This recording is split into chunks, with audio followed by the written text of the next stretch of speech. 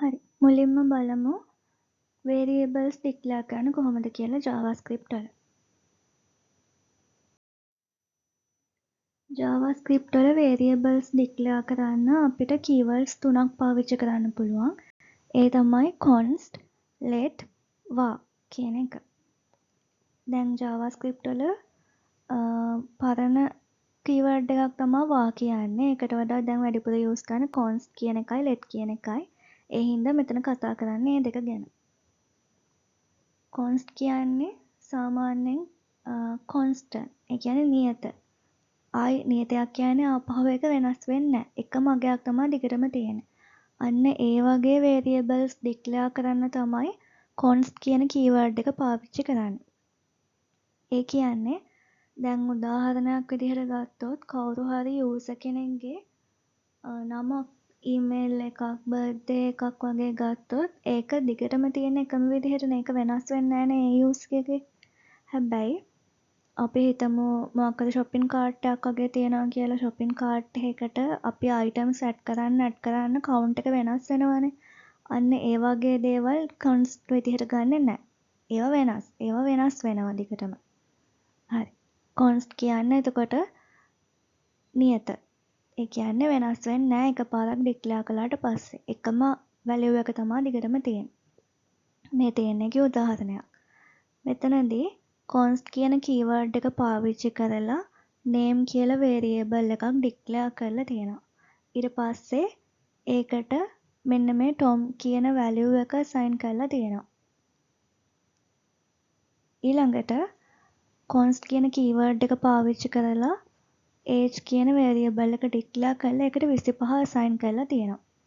ඊළඟට code එකේ පහළ ආපහු name කියන එකට මේ bob කියන නම assign කරලා තියෙනවා. දැන් මං කියවනේ const කියන්නේ ආයෙ වෙනස් වෙන්නේ නැති දේවල් කියලා. වෙනස් වෙන්නේ නැති variables වලට තමයි const කියන keyword එක පාවිච්චි කරන්නේ. දැන් අපි code එකේ මුලින් name කියන එකට tom කියන එක assign කළා නම් ආයෙ code එකේ වෙන තැනක name කියන එකට වෙන නමක් assign කරන්න බෑ. name කියන්නේ දිගටම tom කියන එකම තමයි. ඒකට ආපහු වෙන නමක් assign කරන්න බෑ. ඒ හින්දා මේකේ error එකක් එනවා. මොකද reassign කරන්න බෑ. එතකොට මේක වැරදි. ආපහු මෙහෙම assign කරන්න බෑ. name සමානයි bob කියලා එහෙම දාන්න බෑ. හැබැයි මේ විදිහට variables declare කරලා values assign කරන්න පුළුවන් පළවෙනි පාරට. const කියන keyword එක පාවිච්චි කරලා. React වල ගොඩක් variables declare කරන්න use කරනවා const කියන keyword එක. හරි. const කියන එක පාවිච්චි කරන්නේ වෙනස් වෙන්නේ නැති variables declare කරන්න. ඊළඟට මං කියවනේ අර shopping cart එක count එක වගේ නිතරම වෙනස් වෙන variables තියෙන්න පුළුවන් කියලා. අන්න ඒ වගේ ඒවා declare කරන්න පාවිච්චි කරන්නේ let කියන keyword එක. මේ තියෙන්නේ ඒ වගේ ගත්ත variable එක.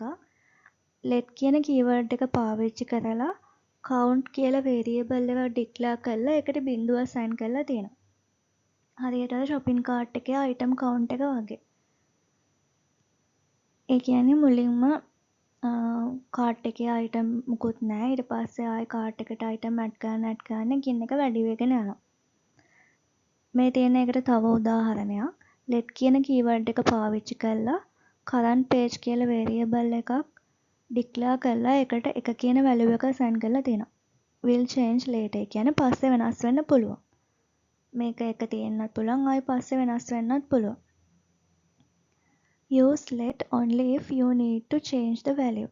ඒ කියන්නේ value එක change කරන්න ඕන නම් විතරක් let කියන එක පාවිච්චි කරන්න.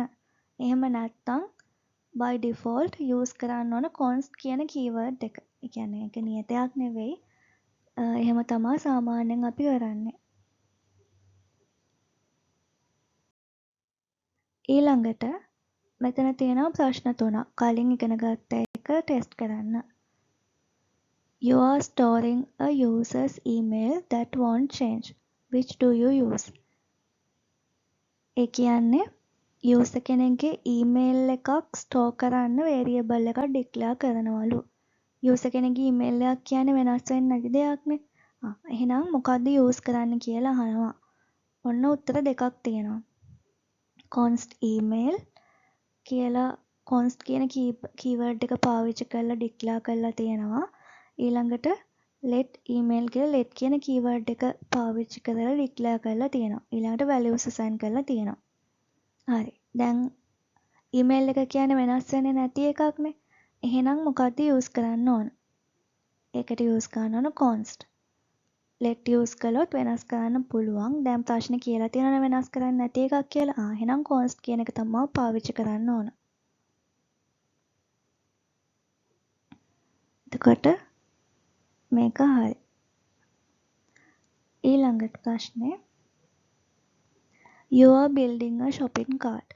The item count goes up as users add things. Which do you use? ආර මං කලින් කිව්ව උදාහරණය. ඔයා shopping cart එකක් build කරනවා කියලා හිතන්න. item count එක වැඩි වෙනවලු user items cart එකට add කරන්න. එතකොට වෙනස් වෙන එකක්නේ. එහෙනම් const ද use කරන්න let ද use කරන්න. const use කළොත් item ගාන add කරන්න count එක අපිට වැඩි කරන්න බෑනේ. එහෙනම් let කියන එක තමයි පාවිච්චි කරන්න ඕන. එහෙනම් මේක හරි. ඊළඟ ප්‍රශ්නේ. Which line will throw an error? මොන line එකෙන්ද error එකක් එන්නේ කියලා අහනවා. පළවෙනි එක let x සමානයි 5. ඊළඟට x සමානයි 10 කියලා තියෙනවා. මුලින්ම let කියන keyword එක පාවිච්චි කරලා x කියලා variable එකක් declare කරලා ඒකට 5 කියන value එක assign කරලා තියෙනවා.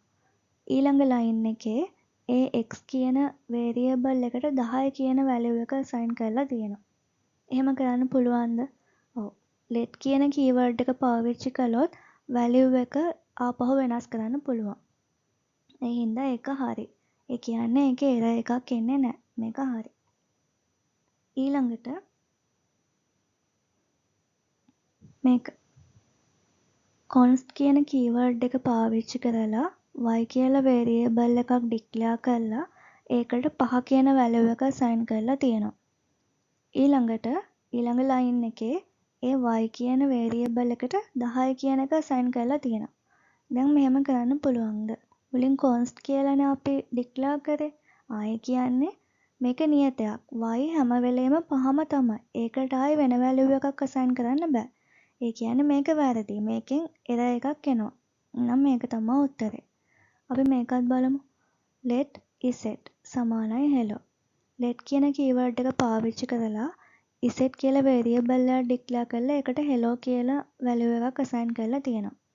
ඊළඟ line එකේ iset කියන එකට වෙන value එකක් assign කරලා තියෙනවා bye කියලා. එහෙම කරන්න පුළුවන්. මොකද let කියන keyword එකනේ use කළේ. එහෙනම් මේකෙත් error එකක් එන්නේ නැහැ. එහෙනම් උත්තරේ තමයි මේක. ඒ කියන්නේ මේක වැරදි. මේකේ error එකක් එනවා. error එකක් එන මොකද්ද කියලා ප්‍රශ්නේ අහන්නේ. එහෙනම් මේක තමයි උත්තරේ.